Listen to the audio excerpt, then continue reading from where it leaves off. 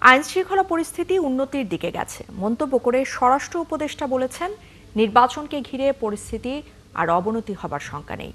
রোববার সচিবালয়ের আইনশৃঙ্খলা সংক্রান্ত কোর কমিটির বৈঠক শেষে প্রশ্নের জবাবে তিনি জানিয়েছেন, ছোট ভূমিকম্প হলে সেক্ষেত্রে ফায়ার সার্ভিস প্রস্তুত আছে। শারমিনীর রিপোর্ট। গেল সপ্তাহে রাজধানীর মিরপুরে যুবদল নেতাকে প্রকাশ্যে গুলি করে হত্যা। চলতি মাসে পুরনো ঢাকায় একই কায়দায় গুলি করে আরেক হত্যাকাণ্ডের ঘটনা। নির্বাচনের সময় যত ঘনিয়ে আসছে, আইনশৃঙ্খলা পরিস্থিতি কেমন হবে তা নিয়ে জনমনে প্রশ্ন তৈরি হচ্ছে। তবে রবিবার আইন শৃঙ্খলা সংক্রান্ত কোর কমিটির বৈঠক শেষে স্বরাষ্ট্র উপদেষ্টা বললেন, আইন শৃঙ্খলা পরিস্থিতি অবনতি হবার শঙ্কা নেই। না, নির্বাচনের আগে আইন শৃঙ্খলা পরিস্থিতি ডেটোরেট করার কোনো সম্ভাবনা নেই। আস্তে আপনারা দেখতেছেন আইন শৃঙ্খলা পরিস্থিতি আস্তে আস্তে উন্নতির দিকে যাচ্ছে।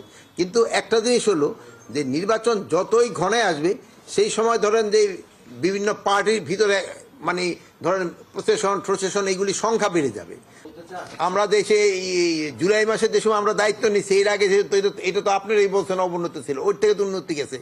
এই আমাদের এই 1-1.5 বছরের চেষ্টা উন্নতির দিকে গেছে। পরপর দুদিনে দেশের ভূমিকম্পের ঘটনায় জনমনে আতঙ্ক রয়েছে।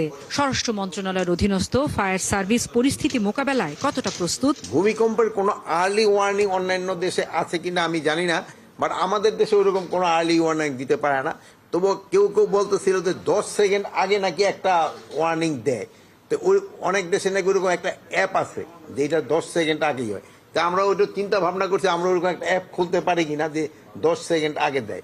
ফায়ার সার্ভিস আপনি মানে এখন এটা হলো পরিমাণের উপর নির্ভর করে। এই ছোটোখাটোগুলি যেমন প্রস্তুত, আপনি দেখছেন ফায়ার সার্ভিস সাথে সাথেই কিন্তু রেসপন্স করছে। কিন্তু খোদা না করুক বড় ধরনের কিছু হলে কি ধরনের ওইটা তো সেই সময় বোঝা যাবে। আর দোয়া করেন যেন বড় ধরনের কোনোটা যেন না হয়। প্রশ্নের জবাবে বলেন, 2009 সালের পরে দেওয়া অস্ত্রের কোনো লাইসেন্স নবায়ন করেনি অন্তর্বর্তী সরকার। শারমিন নীরা, 71, ঢাকা।